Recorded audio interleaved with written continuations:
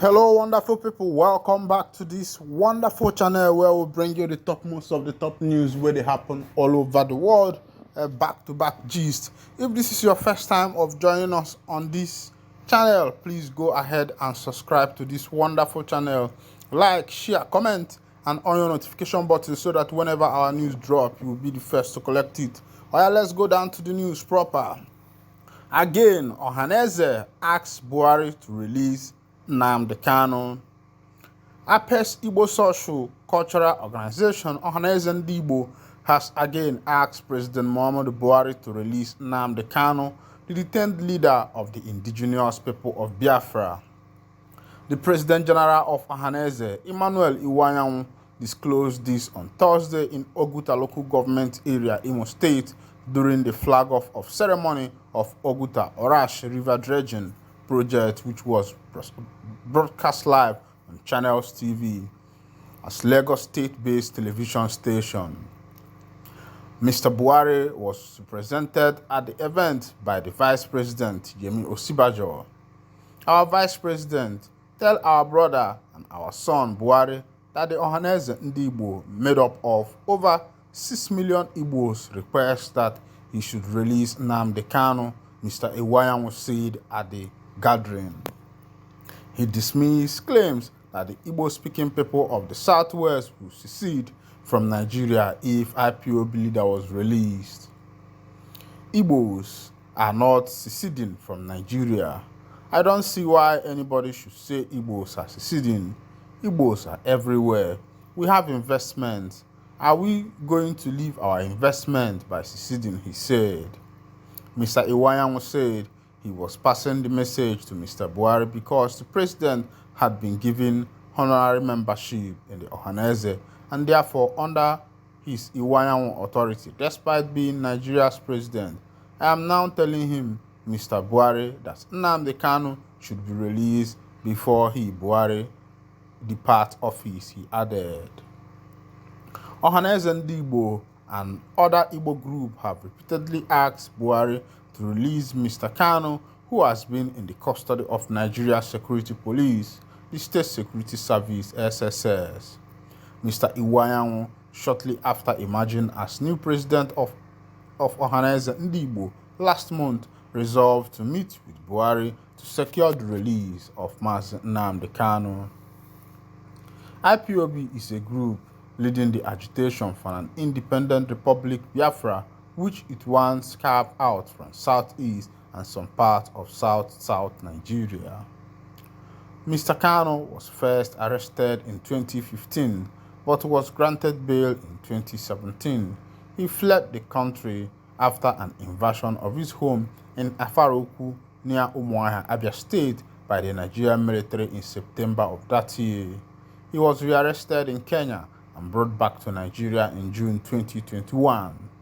About 4 years after he fled the country, the Court of Appeal, Abuja, on 13th October held that IPOB leader was extraordinary rendition to Nigeria and that the action was flagrant violation of country's extradition treaty and also a breach of fundamental human rights. The court therefore struck out the terrorism charge fired against Mr. Kanu by the Nigerian government and ordered his release from the custody of the DSS. But the government refused to release IPOB leader, insisting that he, Kanu, could be unavailable in the subsequent court proceedings if released and that his release would cause insecurity in the southeast.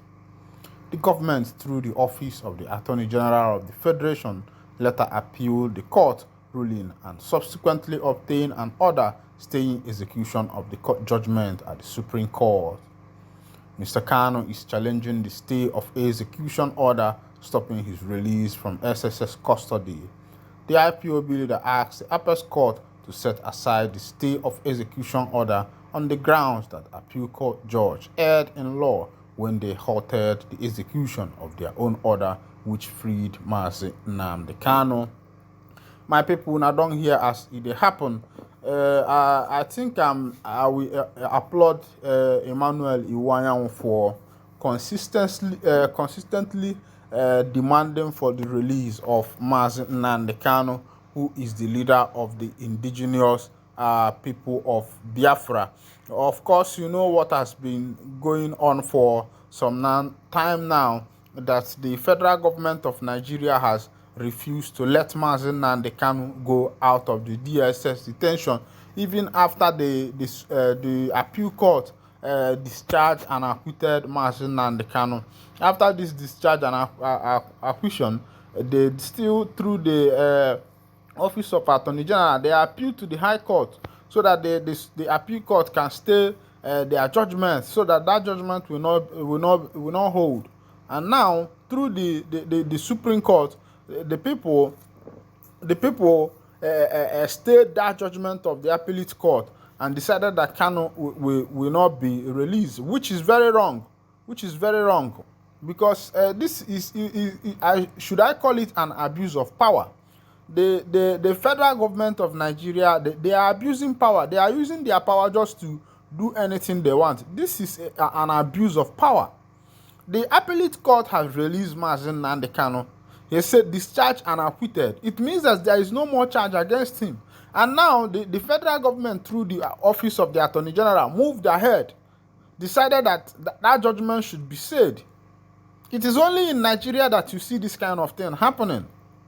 The man has been released. Why would now the Attorney General working for the federal government move to the High Court to still stay the judgment of the appellate court? Extraordinary renditioning of Kenya, Nnamdi Kanu from Kenya to Nigeria is against the law. It's also an infringement of his fundamental human right, and they are not looking at it from that direction.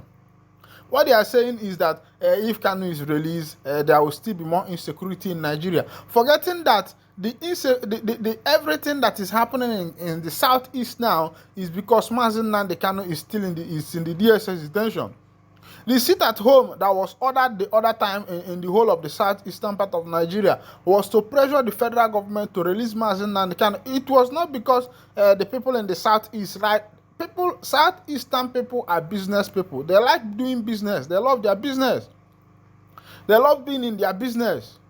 And how you imagine the Southeastern who love their business stopping business for every Monday? For how many months? And up till now, that sit-at-home Mondays is still ongoing because it has become part of them. And all these things is to pressurize the federal government to release Nnamdi Kanu. And this thing is in no way touching the federal government. They don't care. What kind of government is this that does not even care about what the citizens are saying? Democracy is the government of the people by the people, of which if the people decide, that is what the federal government or the government is going to do. But Nigeria's government is not like that. They don't care what is happening. They don't care how the citizens are feeling. They don't care about the feelings of the masses. They don't care about what is happening. All they just say is let them just get into that office, do what they want to do what is in their mind.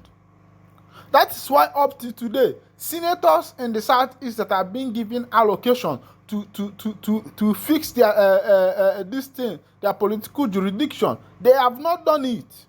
They squander the money. They go to America. They buy houses. They invest in houses. Someone will be poor, having no property. Immediately they will enter into office. 6 months they will be blown. They become rich. They become big men. They start owning properties everywhere. No checkmate. No checks and balances. The 3 arms of the government was set out there for checks and balances, but in Nigeria there is nothing like checks and balances. The executive arm ends up riding everybody because the people there are not elected, they are appointed. Look at what is happening in the issue of the presidency now. The INEC have also appointed the person they want. And that is why MNK have been talking about it, and they know that Nnamdi Kanu is saying the truth. That's why they don't want to release him. Because in Nigeria, that's just the thing. Talk the truth and your head will be taken off. So Iwanya will continue speaking because it is rare to see a man who in this difficult time, when you know that politics is a game of the highest bidder by the goat. Well, before I wind the curtain down, please, if this is your first time of joining us on this channel, go ahead and subscribe. Subscribe. Oh, thank you for listening. God bless you.